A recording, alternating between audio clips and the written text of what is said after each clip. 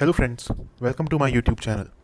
In today's video, we will be going through Pandas cut and qcut methods that are used to convert a continuous feature into a categorical one. What happens a lot of times is that when we need these functions, we just look them up on the go, but we do not go through the intricacies of these functions in terms of how we can tweak the parameters to get different types of results. So in this video, we'll go through the parameters that the cut and qcut functions take and how it affects the output. So let's begin. So for this tutorial, I have taken the Kaggle house pricing prediction dataset, and you can just go to Kaggle and create a notebook on top of it to play with that data. So let's load the libraries, and here we are just loading the data from Kaggle dataset. Here I have just written a helper function which takes in a series object and then it prints out the type of that object. It also prints out few other information like what are the number of unique values in that object, what is the data type of that object, if the object is of categorical data type, then what are the different categories in that object, and what are the codes of that particular object. So we'll run this function and we have loaded our data set. So just let's take a look at our data set. We have about 79 or 80 features in this particular data set. So here what we'll do is we'll take the label in this particular data set, which is the sale price, and it is a continuous value, and we'll try to break it down into different buckets. Alright, so just let's plot a histogram of sale price, and we can see that the sale price is, the distribution of sales price is kind of skewed. If we run this command over here, we can see that there are about 1460 values, the mean is about 180,000, and so we can see all the descriptive statistics about this particular feature. So now we will see how we can use this pandas cut method to break this sale price into different buckets. So as you can see here, the pandas cut method, it takes the value that it has to break into buckets. It takes this bin parameter wherein you can specify the number of bins you want. Then there is this labels parameter, there is this return bins, red bins parameter, duplicates, and ordered parameters that we have over here. We will see how different values of these parameters affect our output, but before that, just run this piece of code to see what the output is. So we can see here that for each value of the sale price series, we have got basically a range in which that particular value belongs. So for example, we can see here that the first value that was there in the train.sale price series, it belongs to this particular bucket. Now, when we specify bins as an integer value, what it does is it creates equal sized bins. For example, let's say our data ranges from 0 to 10 and we specify that we want 5 bins. So what will happen is that the bins will be created in an equidistant manner. For example, the first bin will be 0 to 2, 2 to 4, 4 to 6, 6 to 8, and then 8 to 10, like that. So here the bins are created in an equidistant manner, and since we specified the value 5, the cut method has created 5 bins for us, and it has returned those bins for the corresponding values that were there in the series. Now you can see that the name of the S1 object over here is sale price. It's same as the series that we passed in, and we can see that the data type of the series is category over here, right? And we can also see that that we have 5 categories over here, and since we passed ordered equals to true, they are ordered in a certain manner, and here we can just look at the order of the categories over here. Now we had created that function meta-info. We'll pass our series object to the meta-info and we'll look at the outcome. So meta-info tells us that S1 is a series and it has, these are the unique values that we have in the series S1, and it says that the D type of the object, the data type of the object is categorical, and the codes for those categories are 1, 0, 2, 3, and 4. This was one way to use the cut method. Now what happens if we change the value of the labels parameter over here? In the first S1 object, we had specified that the labels is none. And here, if we change this and specify labels as false, what will happen is that we will just get the codes of the bins. We will not get the type of the new object that gets created after using the cut method on it. So here you can see that for each value in our sale price series, we get a code to which this particular that particular value gets mapped to, right? Now let's see what happens when we specify value for the labels. So here in the first and second example, we had labels as none, labels as false, and now what we'll do is we'll pass a list for the labels. So here what we are doing is we have created this labels list, and we are categorizing the sale price into 5 categories over here, which is low, moderate, high, very high, and extreme. So when we run this, what happens is that we can see that for each value in the series, we are now getting the labels that we want the buckets to have. For example, the first one is moderate, and then the third one is low, and so on.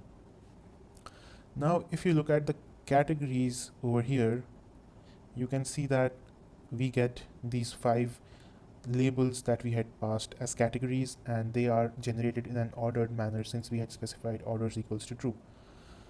Now let's see what happens when we pass this S3 object to a meta info function that we had created earlier. We can see that the type of the object is series, the unique values in the object are the values in the list that we had earlier provided, and these values are internally represented as these codes over here, right?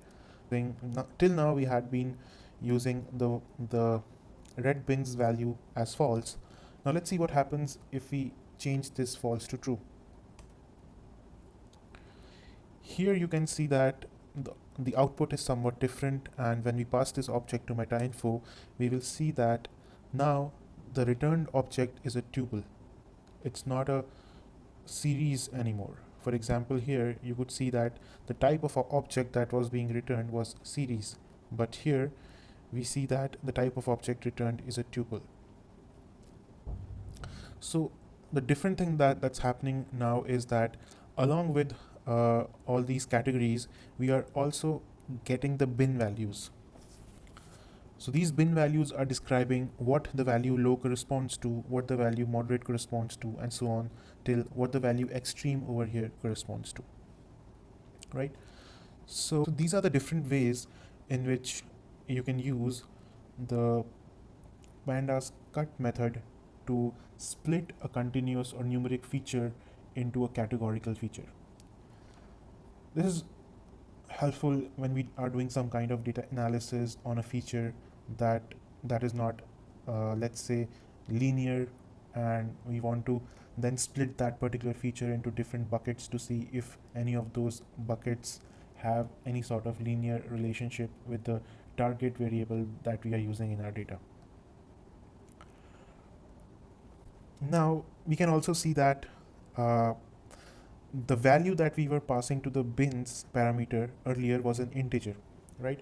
So we were specifying that we want 5 bins, 6 bins, but the cut method also allows us to pass a list into the bins parameter. So when we pass a list into the bins parameter, what happens is that we specify what are the boundaries or what are the bins that we want our data to be categorized into. So here, as you can see, I have created this list called sequence bins, and I have specified certain values that I want the bins to be created for, and you can just run this, and here I think I have specified the labels to be false. So let's say we specify the labels to be none and we run this, so we can see that the bins that we had specified in our list are now mapped to the values that were originally in the series. Now this was binning when we were trying to discretize a continuous feature wherein we were specifying explicitly as the number of bins that we want, or we were just passing a list which had the different bins that we want our feature to be categorized into. But let's say we want to do quantile based binning, right? So in that case, what we have to do is we have to use the qcut method from the pandas library, and using this we can specify the number of quantiles in which we want to divide a particular numeric feature into. Now, how is this different from the earlier method? So in the earlier method, let's say we pass the value of bin as 5.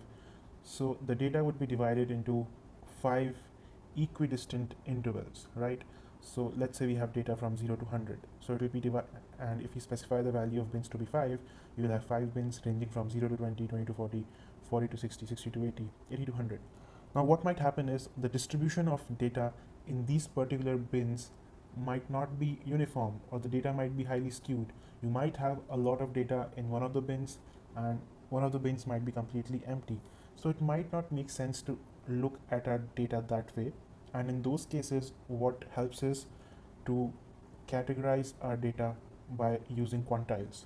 So how it would work is that it will create bins based on the number of data points that we want to categorize in a particular bucket. So let's say now we have our data from 0 to 100, and let's say we have 100 data points. So what will happen is 5 bins will be created, and each of the bin will have same amount of data, correct? So how we can use this qcut function is that we can just specify the series or any array that we want to discretize, and then we can specify the number of quantiles that we want this series to be split into, and then as we had seen earlier, we can specify the labels that we want our buckets to have. So this can be none, this can be false, this can be true, right? So let's just run this, and you can see here that pandas has created these bins for us based on the number of quantiles that we had provided, and since we had set the value of labels to be none, we get a series object that has categorical data type, and we can see these are the categories in which the data has been split into. The first 25% of data lies in this particular interval, the next 25% data here, the next 25% data here, and the 75th percentile to 100th percentile data lies in this particular bucket. Now you can see that these buckets are not equidistant. Here you can see that the first value of a bucket and the last value of the bucket is different for each of these bins that have been created using the qcut method. If we pass labels equal to false, we can see that we are just getting our codes back and we are not getting any kind of categorical data type. Similarly, we can say that we want the labels along with the splitting of the series. So when we do that, we can see that now we have the labels for each of the data points that were there in the series that we passed. So this type of binning is useful when we are using tree-based models like random forest, or we are using boosting techniques that employ tree-based models. There, what we can do is we can just use the codes for the feature that we are splitting, and it works fine. That's it for this particular tutorial, and if you liked it, please hit the thumbs up button and do subscribe to my YouTube channel, and stay tuned for more videos. Thank you so much.